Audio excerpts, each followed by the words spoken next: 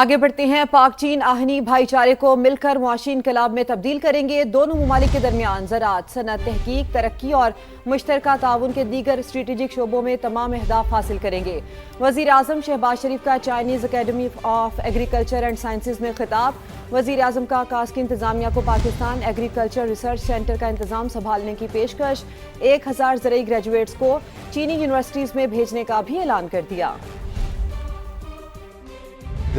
We will have this ironclad brotherhood transforming into great economic transformation and a kind of a revolution between the two countries in the field of agriculture, industry, research and development, and other strategic areas of our joint cooperation. I'd like to give you my irrevocable commitment that I will work with you and your team for achieving all those milestones in our agriculture sector which we are longing for ages. Pakistan Agriculture Research Center, I have to say with a heavy heart, is dormant. Take over the management of this institution through a mutual contract.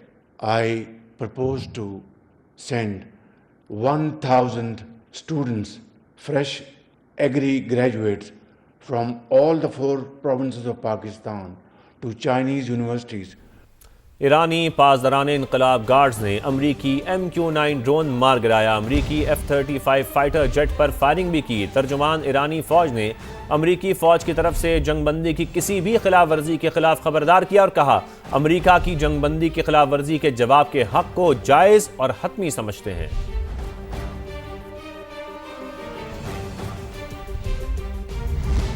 اب وقت کی سوئی کسی صورت پیچھے نہیں ہٹے گی۔ خطے کی اقوام اور ممالک اب امریکی اڈوں کے لیے ڈھال نہیں بنیں گے۔ امریکہ کو اب خطے میں شر پھیلانے کے لیے محفوظ جگہ نہیں ملے گی۔ ایرانی سپریم لیڈر مجتبیٰ خامنہئی کا حج کے موقع پر پیغام۔ کہا اللہ اکبر کے ہتھیار نے ایرانی قوم کو قوت اور طاقت عطا کی۔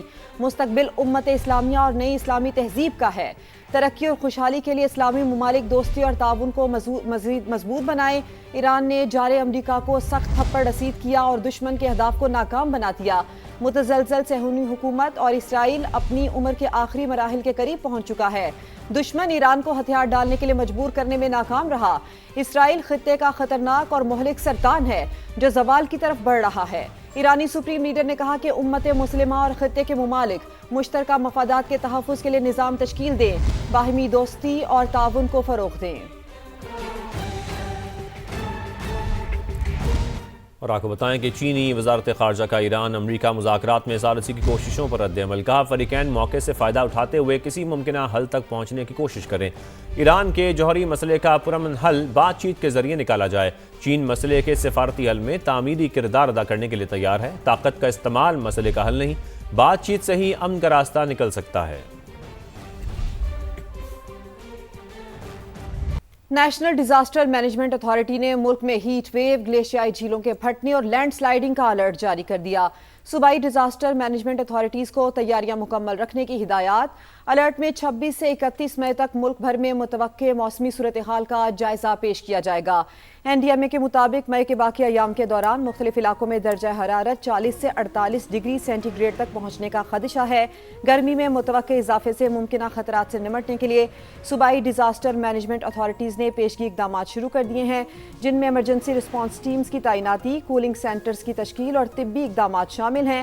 الرٹ کے مطابق مغربی ہواؤں کے زیر اثر خطہ پوٹوہار سمیت شمالی علاقوں میں ہلکی بارش ہو سکتی ہے۔ سندھ، بلوچستان سمیت جنوبی پنجاب میں شدید گرمی کی لہر متوقع ہے۔ گلگت بلتستان، بالائی خیبر پختونخوا، آزاد کشمیر میں شدید گرمی کے باعث تیزی سے پگھلتے گلیشیئرز لینڈ سلائیڈنگ اور سیلاب کے خطرے میں اضافہ کر رہے ہیں۔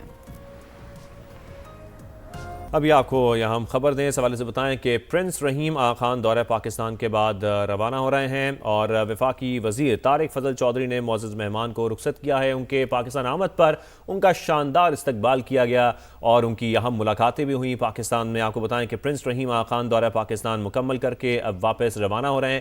اسی کے مناظر آپ کو دکھا رہے ہیں۔ وفاقی وزیر طارق فضل چودھری نے معزز مہمان کو رخصت کیا ہے۔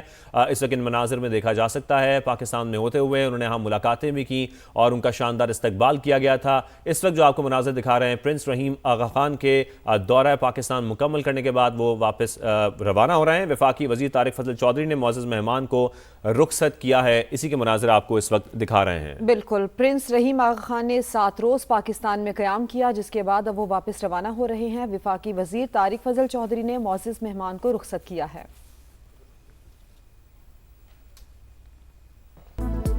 Welcome back. پاک چین تعلقات نئی اسٹریٹجک بلندی پر پہنچ گئے ہیں. وزیر اعظم پاکستان کے دورہ چین کے اختتام پر پاکستان اور چین کا مشترکہ اعلامیہ جاری. مشترکہ اعلامیہ میں نئے دور کی بین الاقوامی برادری کے قیام پر اتفاق ہوا.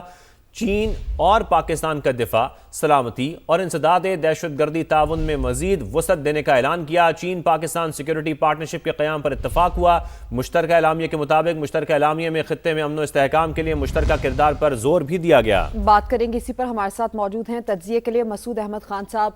مسعود صاحب, وزیر اعظم شہباز شریف کے چائنا وزٹ کے بعد جو مشترکہ اعلامیہ جاری کیا گیا ہے, مختلف شعبوں میں تعاون سمیت اسٹریٹجک شراکت داری اور خاص کر چین اور پاکستان کا سی پیک 2 کو تیز رفتاری سے آگے بڑھانے پر بھی اتفاق ہوا ہے. کس طرح سے دیکھ رہے ہیں اس وزٹ کو؟ جی ہاں, دیکھیں کہ جو توقع کی جاتی ہے اسپیشلی جب ہم پاکستان اور چائنا کے تعلقات کی بات کرتے ہیں, اور واضح طور پہ ایک ٹرسٹ پہ تعلقات ہیں, اور جس طریقے سے اس اعلامیہ میں بھی جو ریفلیکشن ہوتی ہے کہ ہم دیکھ سکتے ہیں کہ تعلقات ہمارے تاریخی ہیں اور جو ٹرسٹ پہ بنیاد کرتے ہیں اور کمپریہنسو اسکوپ پہ اور فیوچرسٹک جو چیزیں تھی اس پہ انہوں نے ڈسکس کیے ہیں.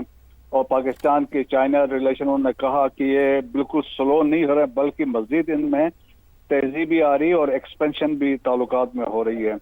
اور اس کے ساتھ ساتھ دیکھیں کہ جو انہوں نے اس بات پہ اتفاق کیا ہے کہ جو فیوچر میں جیو پولیٹیکل جو پارٹنرشپ ہے جو پاکستان اور چائنا کا ایک بڑا کردار رہے گا ریجن کے اندر بھی اور انٹرنیشنلی بھی.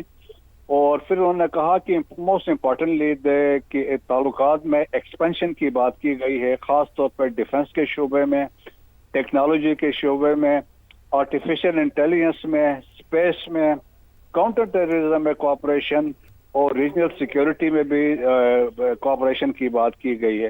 اور پھر یہ بھی کہا گیا کہ پاکستان اور چائنا کا ایک شیئرڈ فیوچر ہے, اور اس کے ساتھ ساتھ لانگ ٹرم آپس میں ایک اسٹریٹجک کوآپریشن اور کانفیڈنس کی بات کی گئی ہے. اور پھر ساتھ ساتھ سی پیک کے فیز 2 کی جو آلریڈی سٹارٹ ہو چکا ہے اس کے بارے میں بات کی گئی ہے, اور اس میں مزید تیزی پہ اتفاق کیا گیا ہے.